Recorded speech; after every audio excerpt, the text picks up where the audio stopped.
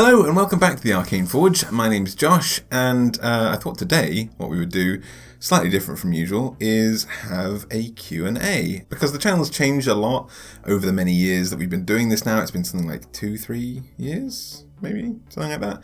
And we've picked up a lot of new people who may not know about the channel and who I am and what we do, and it's nice to just kind of get a bit more of a community atmosphere going and just say hi to you all, basically. So I asked you guys on Instagram and on the community page on YouTube if you had any questions for me that you would like answered, and I collated all of those together, and we're just going to have a go at answering some of your questions. So why don't we get started? Lev Krasovsky asks, have you thought about doing collabs with other YouTubers from the D&D community, especially other artists like Jess Jackdaw?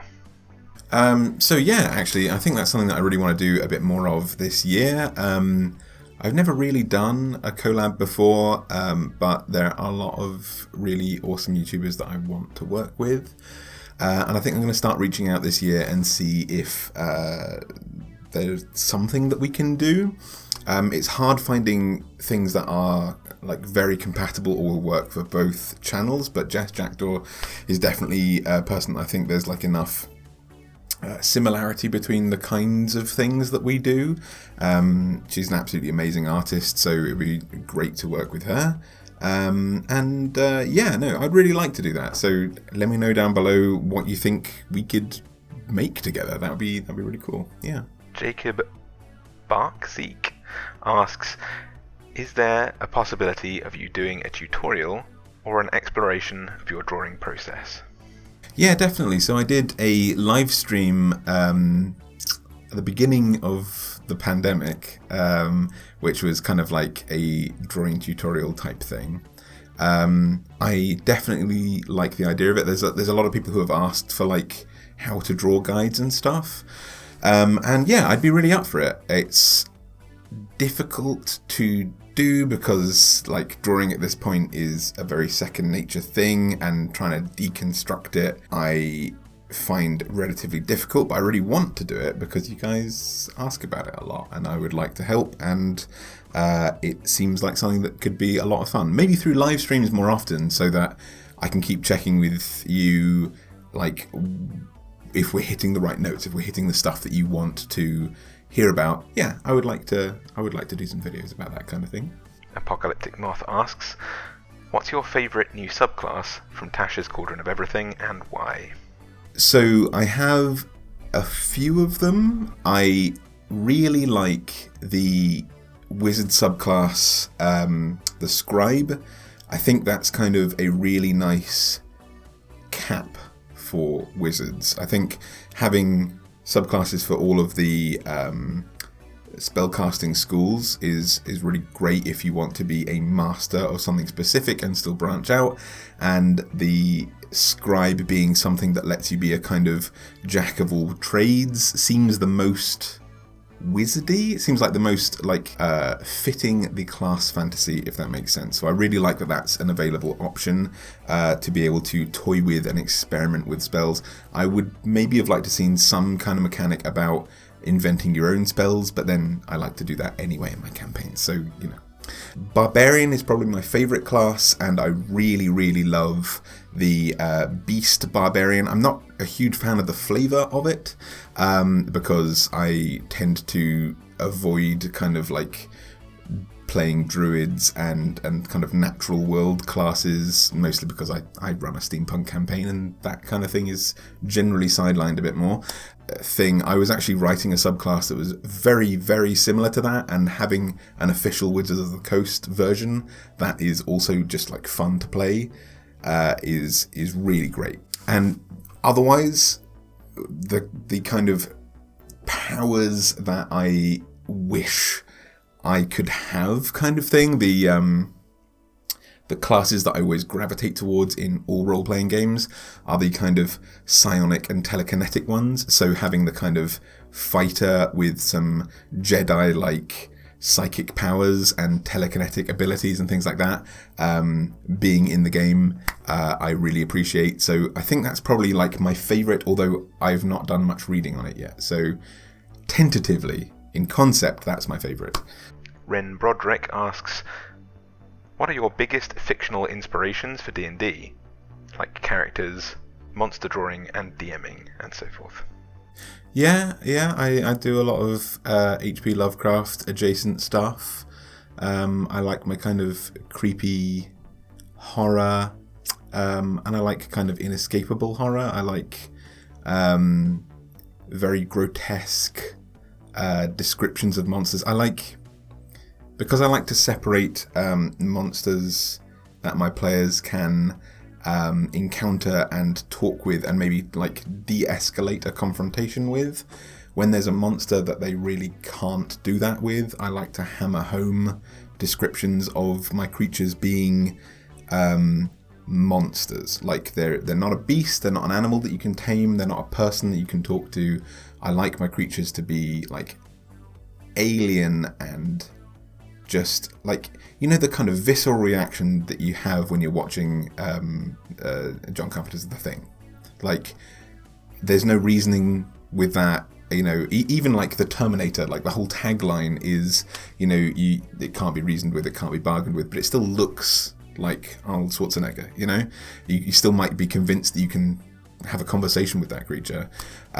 So I like my monsters to be really like no semblance of humanity about it, nothing in the uncanny valley. So yeah, Lovecraft is a good influence for that. I draw a lot from mostly video games. Being dyslexic and having ADHD means that I don't spend a huge amount of time reading. I don't have much concentration. So the stories that really speak to me are usually things that I watch or things that I play because I want to be doing. You know, I want to be actively doing something. So video games play a huge part in that, and I think Dragon Age has some of the best world lore and kind of reasoning behind its characters and why things work, if that makes sense. I love hard magic systems, like those in kind of the Harry Potter novels and other books like that. So anything where there's kind of like a almost pseudo-scientific kind of logic or reasoning behind something, but I also draw a lot of influence from real world things as well. So Moonring asks, what are some good tips to be more confident in your artwork? I would say to be more confident, you need to kind of eliminate the pressure of who it's for. So I don't know who you show your art to, or if this applies to you, but certainly for me, it's the only experience I have. When I stopped thinking that my art was for anyone other than myself, and it became purely like, I want to draw this thing and that's how I want to draw it, I want it to look like this, and then I showed that to people rather than, you know, trying to make art that I think other people would like. There's this absolutely god-awful advert that plays in front of most videos that I watch online that's like a Udemy course about, you know, do you want to learn how to draw art that'll amaze and wow everyone around you? And that's, to me, the exact opposite approach you should be taking to, well, pretty much anything really, but especially art. Is like, if you're doing it to wow someone, if you're doing it to be influential or interesting to somebody other than yourself, then it's far more likely, in my experience, to be not so great. Confidence in your line work and confidence in your art in general comes from, I have this idea for this thing that I want to draw, and I couldn't stop thinking about it, so I drew it. You know, that kind of attitude, in my experience at least, I would find it very hard. And I do find it very hard. Like, I actually struggle the most with character commission illustrations purely because it's straying away from this. I draw far better commissions when someone tells me a brief description of what their character looks like, and then I draw my version of that, rather than trying to meet all the many tiny intricacies and things like that someone wants to tell me about, because it's my expression of that character, and then you're bound to be more confident. So hopefully that Hopefully that answers your question. Devin Chastain asks, is there any particular schedule you use for commissions? I'm asking because I've been interested in them for a while, but they always seem to be closed. So I have had them closed for a really long time because I have been focusing on being a content creator and making YouTube videos, which has taken up the majority of my time. This isn't the only thing that I do, so doing Arcane Forge on top of everything else is like hugely time consuming. So I've not had time to do commissions. I do some commissions. I draw for my patrons at the kind of one-on-one chat level because I can allocate time specifically to, while I'm speaking to them, I can have their feedback, I can share my screen, and I can be drawing their character while we chat. That's something that I do, but otherwise there's just not really much time at the moment. I am planning to do something like commissions in the future.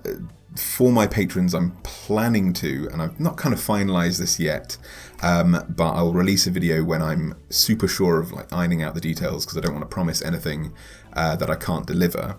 But an idea I've had so far that I'm kicking around is having a kind of Patreon raffle where everyone who is one of my patrons would have an equal chance to perhaps tell me their character from D&D or something like that, and I would draw one of their characters.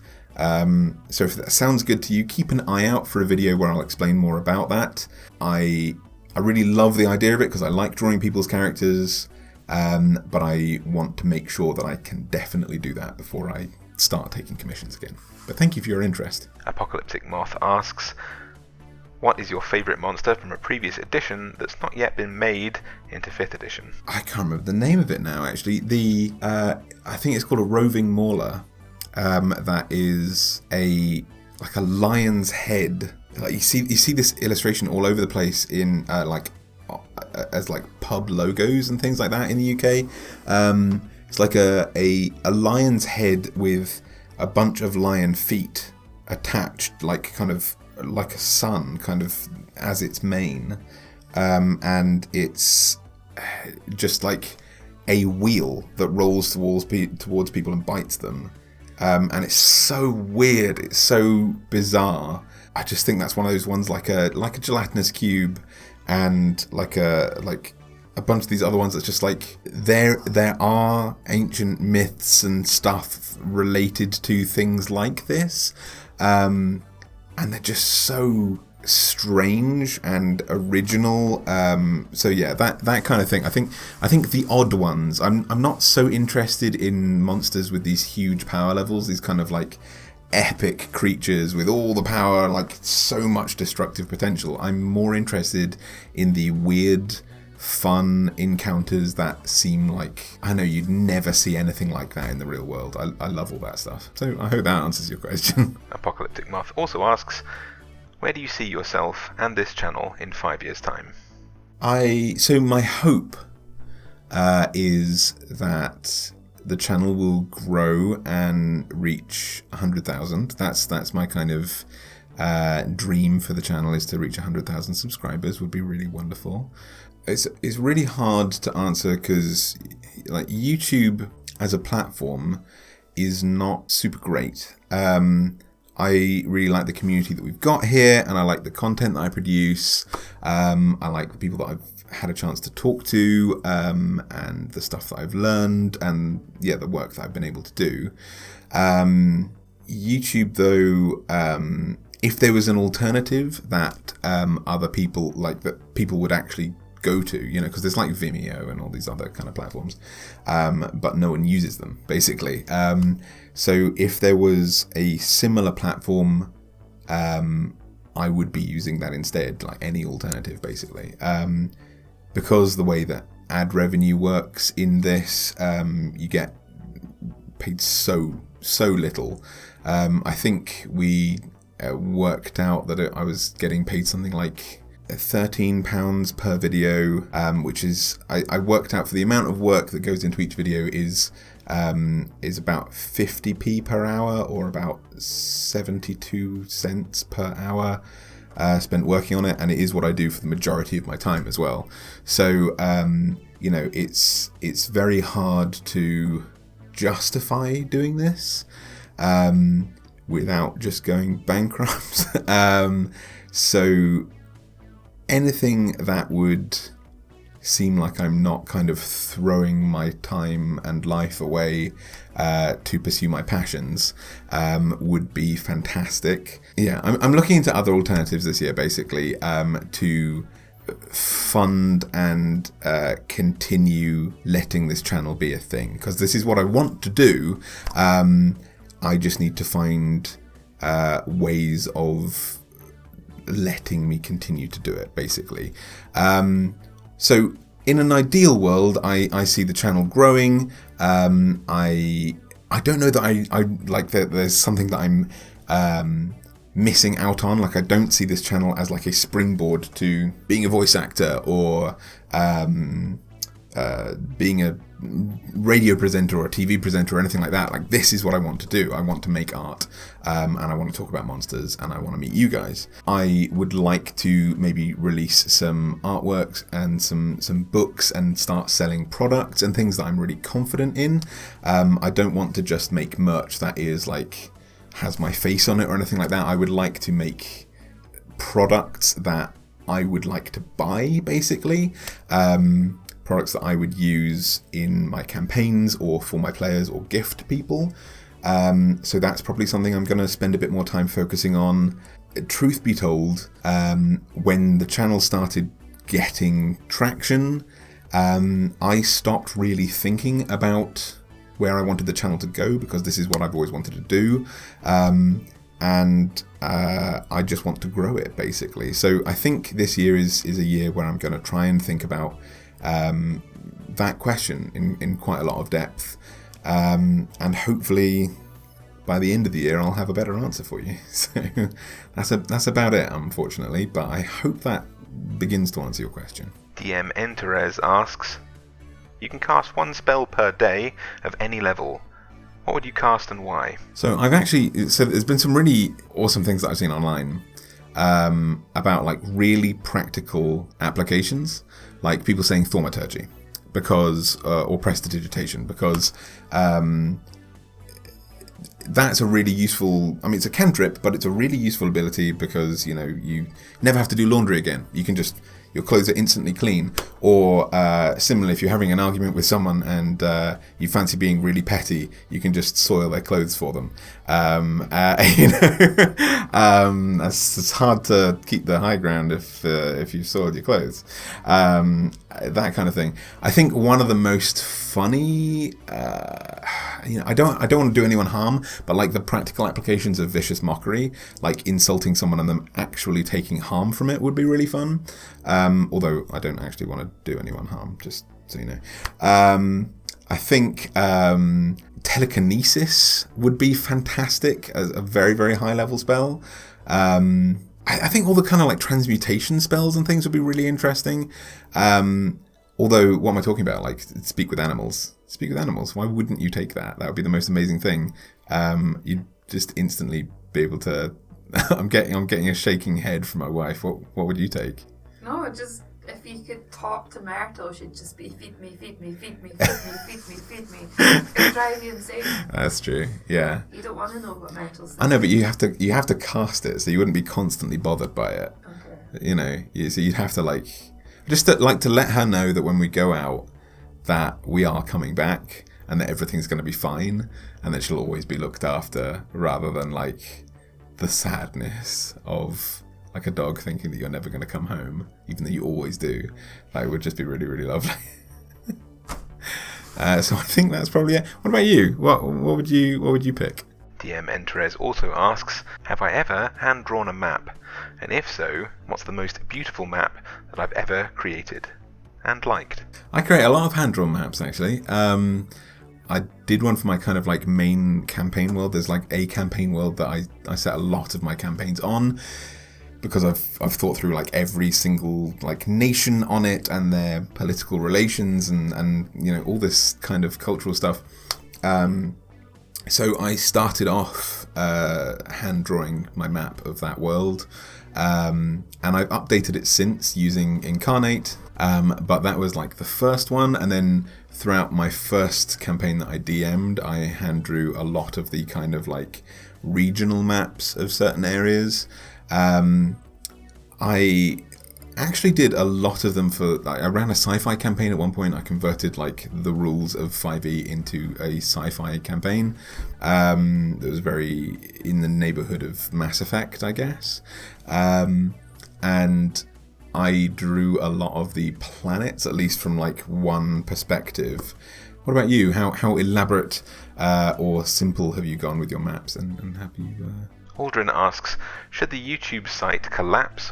What other careers have you thought about? They say that they think I would make a good teacher, and they also ask if I'm selling any of my Drawtober illustrations. Yeah, okay, so Aldrin, I know you have sent me a message about the Drawtober pieces. I need to get selling those, but I get very easily distracted, so I am going to try and remember that. Keep bugging me about it, basically, because I have a terrible time with my memory, basically, and just like general executive dysfunction. So I would like to sell those to you. I just keep forgetting to do it. So yes, please, I will do that. Other careers. So thank you very much for your very kind words there and flattery in regards to being a teacher.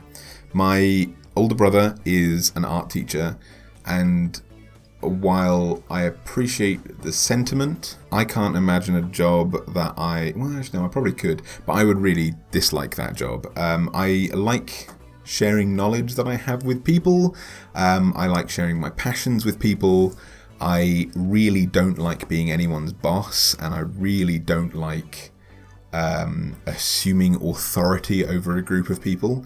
I really appreciate it, but hell no, basically.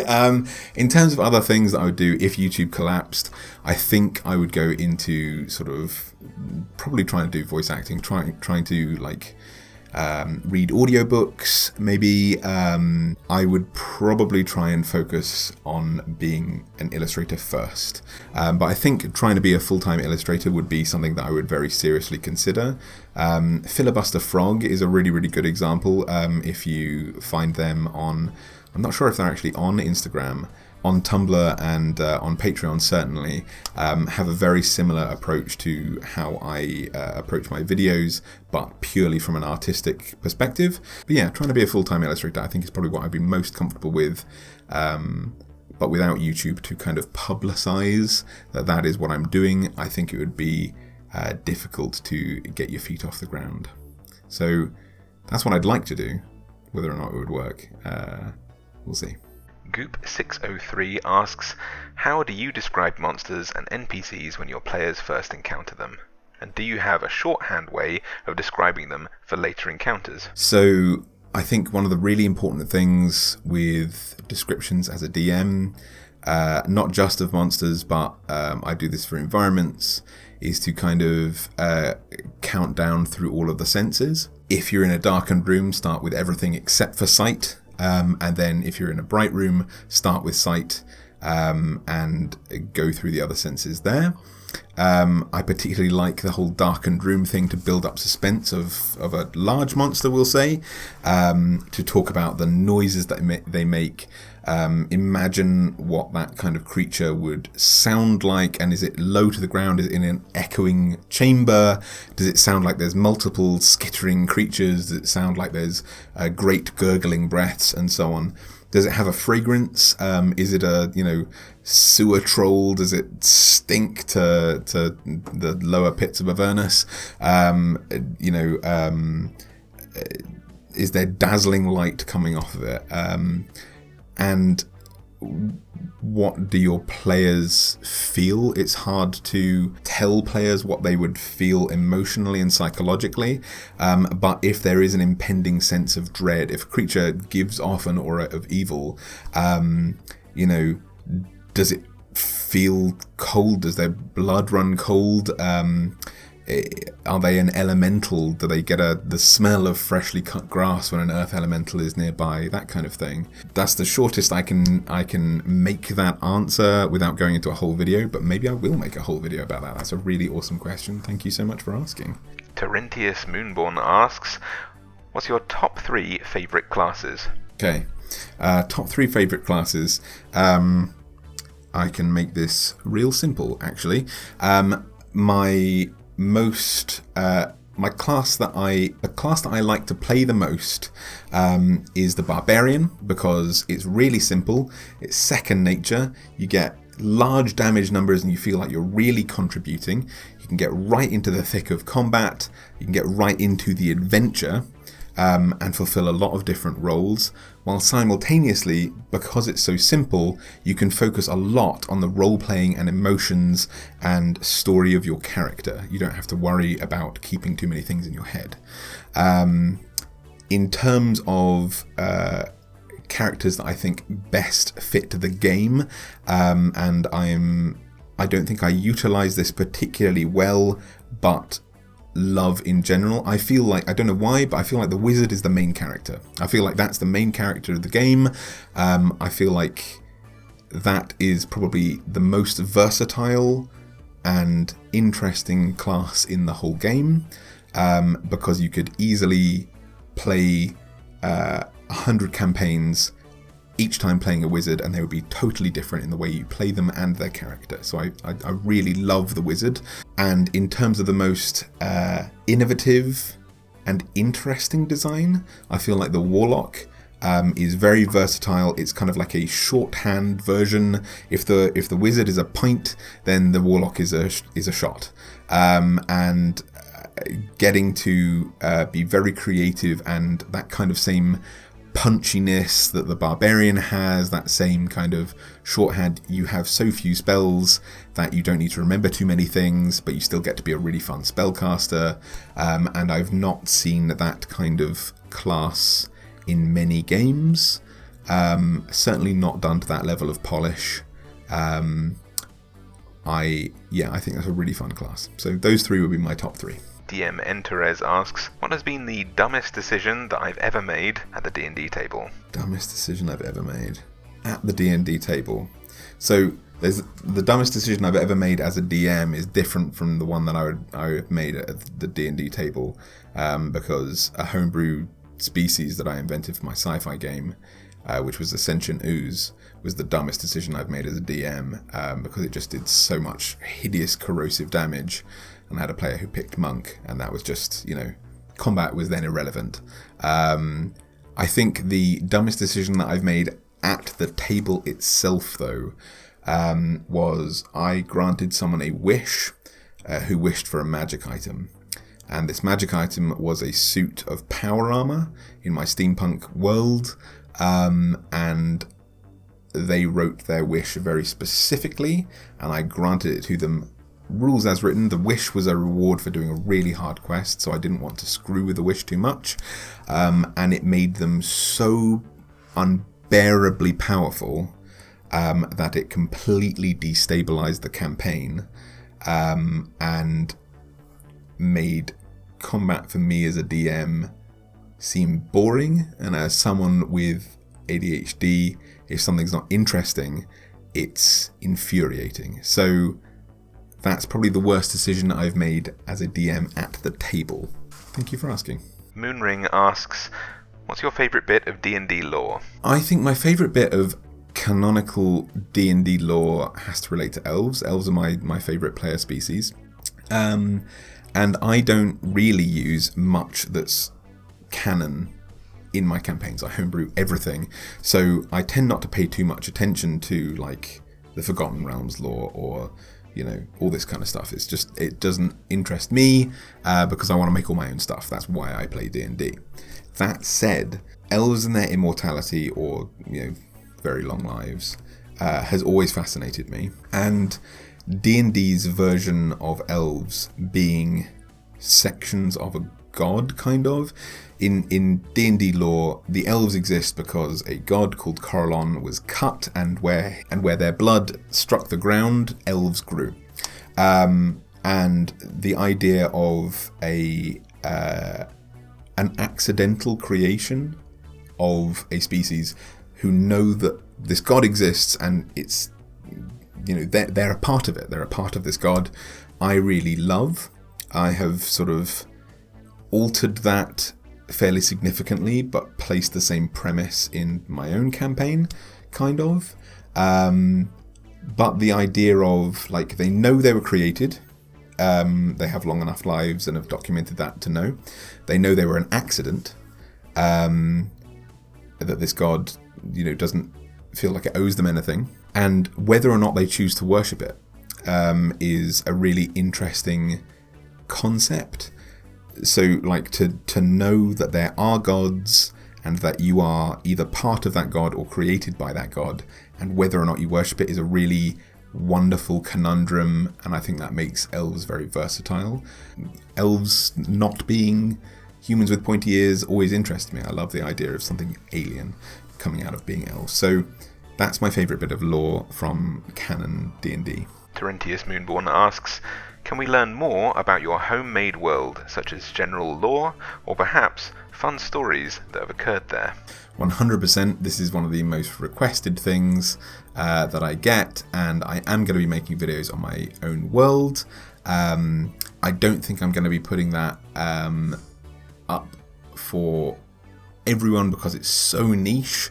I'll probably publish that on Patreon, but I will absolutely do that. Chevyman3030 asks, what dragon was the best and worst to draw? The best one to draw for me was definitely the gemstone dragon, the ruby dragon, because it didn't have wings, and I hate drawing wings. I absolutely can't stand it. They are repetitive, boring, and cumbersome. They get right in the way of a drawing, and they are...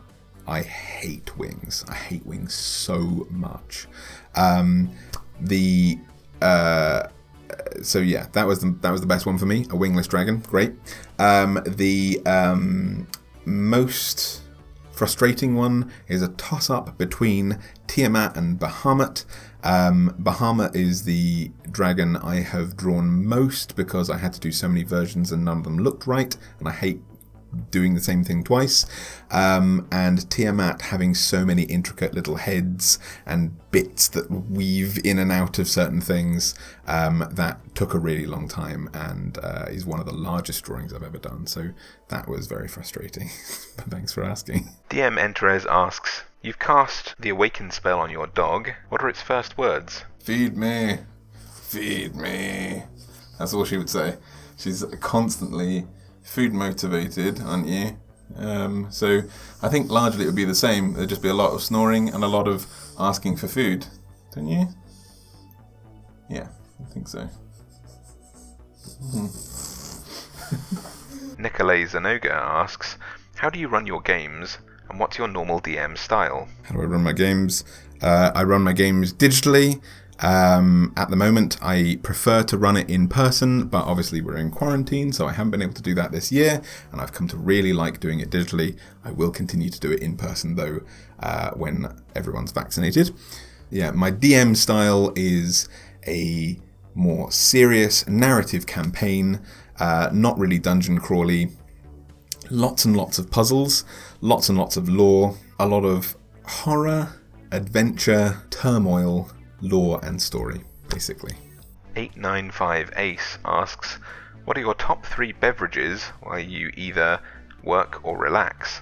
Cup of tea if it's afternoon, cup of coffee if it's in the morning. I drink a lot of caffeine. Probably Diet Coke. I need to reassess how much caffeine I'm consuming. This is the 895 Ace Quickfire round, because they asked a lot of questions all at once, but they also ask, you gain the ability to bring to life whatever you draw. What would be the first thing that you can create? I would create a familiar, so that they could do all of my mundane tasks for me, like writing all of my notes, and following me around and writing down all the ideas I have during a day so I don't forget anything. Next they ask, if you could meet one person, be they alive or dead, who would they be? I'd really like to meet Bob Ross.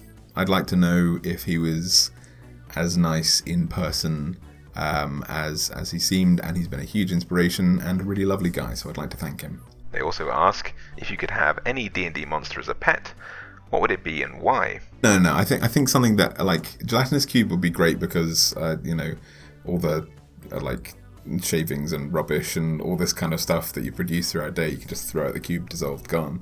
But I think something with a bit more personality, Blink Dog, because I love dogs, and having one that that would be a nightmare, wouldn't it? Pseudo Dragon, something that you can communicate with, is playful, is fun, and can fly. That's just cool. They also ask, if you could improve any ability scores in real life, what ones would you choose? Dexterity, so that I can lose a bit of weight, or constitution, so that I can stay awake for longer without falling asleep. You're approached by a robed individual offering 3 items, a book that offers lifelong knowledge, but the information is random, a brown satchel promising riches beyond your imagination, but has the possibility to bring unwanted attention, or a ring with an emerald, topaz, and garnet inside it. They can bring you great luck at the cost of a memory, be it good or bad. Which do you choose, and for what reason? I feel like I have all of those already. I have great luck already because you're watching this, and I have a terrible memory, so there's that. What was the brown satchel? Riches, but what was it? Riches but unwanted attention. That's YouTube. Yeah, riches but unwanted attention is on YouTube. Well, okay, maybe not. Potential for riches. So that sounds good. Like that, just like do this. And then what was the other one? Was yeah, like lifelong knowledge, but random information is just Wikipedia and a short attention span. So I've got that too. So I don't have to pick, but I would certainly pick the riches but unwanted attention, because that would mean I kept getting to do this, basically, which would be really fun. Finally, they ask, if you and your party could become any of their characters in real life, who would they be, and what would be the first thing they would do in our world? Okay, so one of my players pretty much is their character. There's a guy in our group who is a 6 foot plus tall Scottish guy who used to be a tour guide with me, who learned like broadsword training, has a massive beard and long hair. He likes to roll randomly on charts and things to determine what class and race he is, and he turned out to be a Goliath ranger, which is just pretty much what Greg actually is. So I feel like not much would change there, except he would have blue or grey skin. My wife plays a warforged called Bob, who is just the most chaotic force imaginable, and a massive thief, so I imagine we would just not have any cutlery left. Yeah, it's a tough one. It's a good question, but I don't have good answers for you, I'm afraid. Matty Rolufk asks, what tips do you have for beard maintenance? Do you use beard oils? Should beard be its own stat, and if so, what effect would it have? Yeah, basically I wash my beard like I do my hair, so shampoo and conditioner, and I use beard oils, and I straighten my beard because no one likes just a massive scruff. Got to maintain it and shape it and things. I think beard would be a really good stat for finding quite frustrating people, actually. So like if you have like 10 beard, then you have a beard and maintain it, and that's where it ends. If you have like a really high scoring beard, then you're one of those really annoying people who think having a beard is a personality trait, and if you have like minus beard, then you just don't have a beard. So I think like 10 beard would be like the ideal person that you want to know, and if there's like beard is life and I don't do anything else except talk about my beard, people, the beard kind of people are on the high end of that scale. So I think that's probably what that would do. Kit Draws over on Instagram asks, is there any monster that creeps you out or grosses you out too much to draw? Absolutely not. I'm looking forward to drawing a Cypriax, so there is no creature too gross, too disgusting, or too creepy for me to draw. I do have a problem with massive spiders though, but I've drawn a few of those, so I guess there's nothing that'll stop me now. Joe Gilday asks, what's the NPC you've hated the most in any campaign? I'm trying to think, because I quite like the Nilbog, and that's like the most annoying one. I made a particularly annoying fairy dragon in this campaign, who I was really hoping that the group would not take with them. because they were so sort of like cheeky and childish that I didn't really want to play that for hours and hours at a time. Thankfully, I made them annoying enough that my players didn't want to bring them with me, with the group. Sorry, and that was lucky. But otherwise, I've been all right with most of the NPCs that we've encountered. Jurassic Monster 5 asks, what's the history of your world's giants? I will get to the history of my world's giants in the lore videos that I make over on Patreon at some point. But very similar to regular D&D, they existed at the dawn of my kind of planet and coexisted, or didn't coexist, I guess, with both dragons and angels, and then all hell breaks loose and they start to diverge. But I'll talk more about that later. Fran Wright asks, has your process changed at all since you started making videos for your art? Yeah, actually. I'm a big fan of Pinterest and collecting inspiration and things like that on there. So before I start a drawing that I will film for you guys, I will make a Pinterest board with color palettes and interesting creatures that I've researched, like for biological elements and poses and sort of silhouettes and, you know, patterns and things like that I want to include in a drawing before I start. When I am not filming, or, you know, before I started making YouTube videos, basically, I would draw whatever seemed right to me at the time, and I would find my reference when I got to a bit that I wanted reference for. It has changed everything. I would also like copy those like inspirations and I would bring them over onto my illustration, so that I had like a more clear reference of what I was trying to emulate or be inspired by. But I can't do that on YouTube because that's usually somebody else's photo or somebody else's art, or, you know, something like that I can't bring onto a monetized YouTube video because that's somebody else's intellectual property, basically. So I have to kind of be inspired by it, learn about it, and then keep it in my head for when I'm starting my drawing, basically. Finn Brody asks, what's your favourite Monster Monday artwork? I definitely think the Rakshasa is one of my all-time favourites. I don't think it's my best like line art or anything like that. I was still learning quite a lot. I mean, I'm still learning now, but I think in terms of overall composition and colour palette, I think the Rakshasa is probably my favourite. Yeah. I think that's the answer. I think the Rakshasa is my favourite. Noodle Draws asks, how do you do this? As in running social pages and that kind of stuff. Not well. So I have I'm really bad at keeping messages in my mind. When people, shoot me a message, I will read it and go, I need to respond to that. And then I'll put my phone down and forget about it for weeks. And I'm really bad at promoting it. I'm bad at marketing. I'm not very good at it, basically. I am going to try and work on that more this year, and I have roped my wife in to nudge me every now and again. She's actually doing a little peace sign behind the camera now. So hopefully I will be more responsive and try and work to build these, but generally speaking, I'm not very good at it, and that's one of the reasons why I got rid of my Twitter account, for example, because that's just noise to me and I'm very bad at using it. Ben Colburn asks, what made you want to transition from traditional art mediums to a digital medium? I didn't want to scan everything in that I drew like I usually did. I wanted to be able to make products. I wanted to keep up with the rest of the artistic community that had moved on generally from traditional mediums for the most part, because I really, I grew up reading comic books and stuff, and all of that is done digitally now.